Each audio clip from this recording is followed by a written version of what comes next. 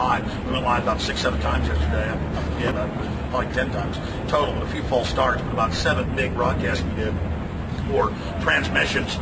And what happened was, the first time we went live, 3,000 views. Second time, 5,000 views. Next time, 10,000 views. Next time, 20,000 views. Really. Next time, so it's who knows what it is this morning.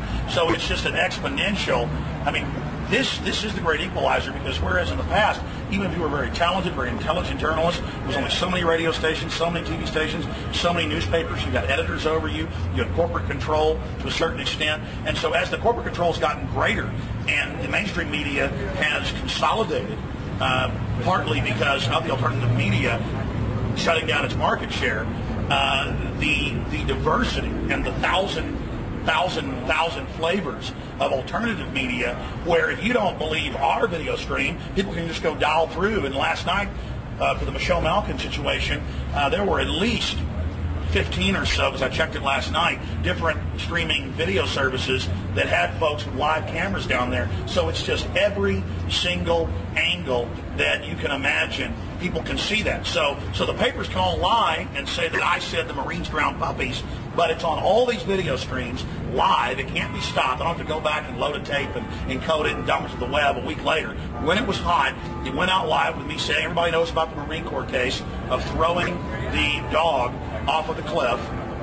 And then Michelle Malkin said that was a lie, it wasn't true, and decided to attack me. You know, it's getting national attention right now, the confrontation on the Yes, really but because of that video, people can go find out that the major papers are lying, that I did not say they were grounding puppies. See, because now they can say, oh, look, he's wrong, they don't ground puppies. And I know I keep bringing that up. Yeah, it's in the Denver Post and the Rocky Mountain News. It's in a couple of the papers I saw. I was just checking in online. But this is the great equalizer. They just hit a vacuum now. Now again, I've said this earlier, but this is so key to listeners. This is the trick they play.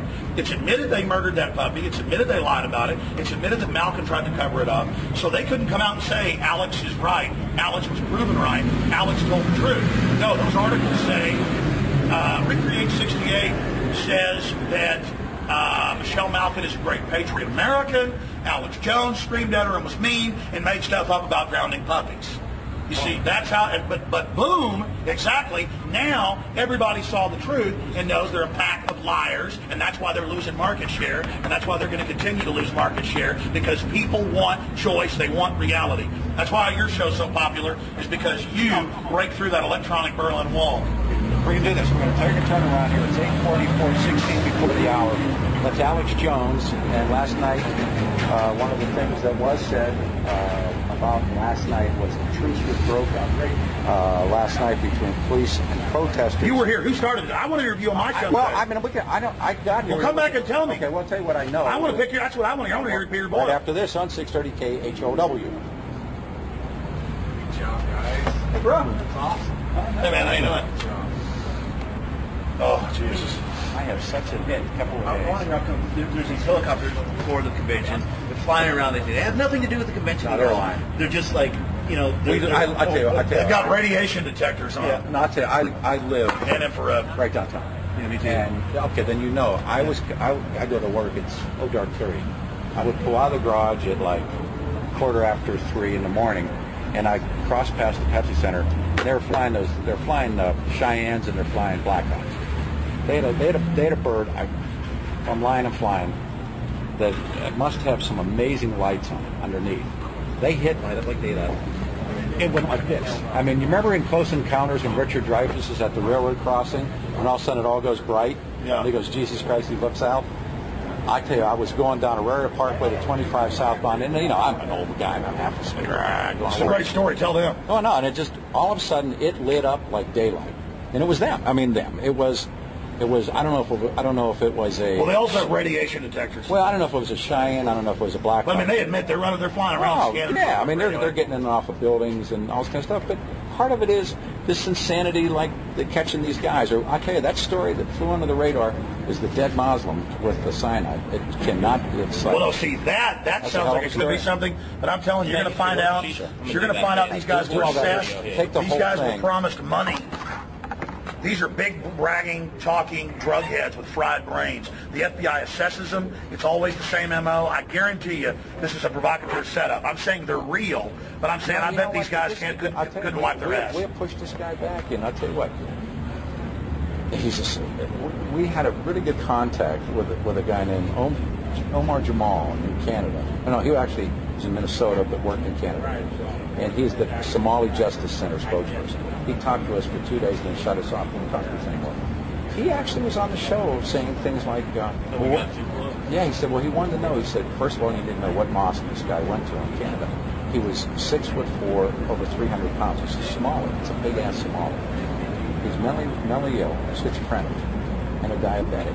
There's no means of support. See, a mentally ill schizophrenic with cyanide, that's who the shadow government uses. That's just like these other meth heads. No, it's always mentally ill. The feds used 2 mentally retarded guys on welfare to bomb the World Trade Center in '93. You know, that's admitted. The FBI cooked the bomb, trained the driver, gave them the detonators. These guys had 75 IQs. They were both on welfare. They picked a, Sheikh Abdel Rahman blind above the pizza place. He was saying kill, kill, kill. So I'm not saying he was good either. So they go in and find guys that want to kill, kill, kill, and they go, okay, here's a bomb. And then they let them go bomb it. That's a provocateur action. Well, long story short, this guy, he's dead now. And it's like, they won't release the autopsy. They won't release the 911 call from the Burnsville. And one of my friends, a pretty good reporter, said that there was a phone call made. He was supposed to be dead 5 or 6 days. But there was a call made. And I said, was it in the room or out of the room? I don't know. Was it answered? I don't know, but it was a phone call made. Now, he had a cell phone with him, too. And he had no means of support. He had, I'm told, $2,500 in cash. But he had been in the hotel for like 6 days, paying for it. I mean, where's the guy get to go? His parents, his family said, he had no job. Well, let's say it's not the FBI or the government provocateur. I don't know who it is. I mean, but my point is it's a weird... That's also who Muslim terrorists look for, is mentally ill people. It's a very strange story. Now this one. Greg, you want to just hang on to all that junk and pick and choose for tomorrow. Can I just show this to the people?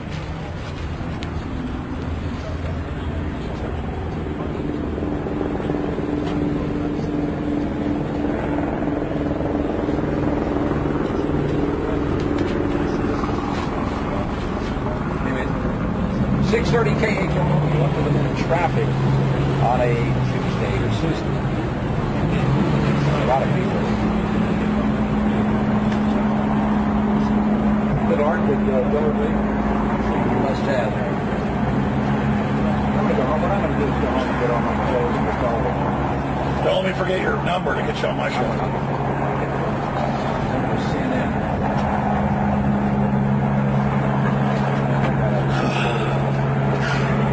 Somebody fucking now.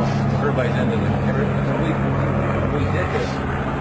I thought. And I said, nah, it's going to stink. You got good instincts, Peter. Yeah, hey, Richard, before we go back live, get a shot of that TV crew over there. Here we go. All right, it's 10 minutes before the end of this day in terms of a broadcast. 6:30 KHOW, we are Denver Stock Station at Civic Center, and we were talking about how yesterday we didn't misjudge what was going to happen, because my gut was that there would be events. And after last night, there's tons of helicopters overhead of us right now. That's not even us being here. There's a lot of birds in the air, as the man said. And after last night, I think one of the things that was said by Glenn Spagnola was the truce was broken last night. Alex Jones is with us. And again, for the people that want to see your work, give the website. Oh, thank you. Infowars.com. INFOWARS.com. This information, wars.com or prisonplanet.com. They can see this live feed going on right now. But I want to interview you today, at least for 10 minutes on my show. I know you're on CNN and something else, but Peter, I really want to hear from you, because I talked to the bicycle lorries that pull people around. I talked to others. They said the anarchists basically started throwing some things. I mean, how did this all start? I actually don't know. We have these terrific scooters, which I can't tell you. Sportique, thanks, Colin. But that's my scooter. We borrowed some scooters. My wife and I and a dear friend, Brian Mager, we were trying to get... We were playing a game called Roving Reporters. We would go where they're on the scooters and watch things, just watch them. And we tried to get back over here last night. You could see lights and everything. And I'm going to say by this time, it's 7:30, quarter to 8. So we parked our scooters right over here at Civic Center. We walked, and the park was empty. And normally this thing is full. We walked over to 13th and Tremont, and there was a line of officers. And what I watched, and I mean, everybody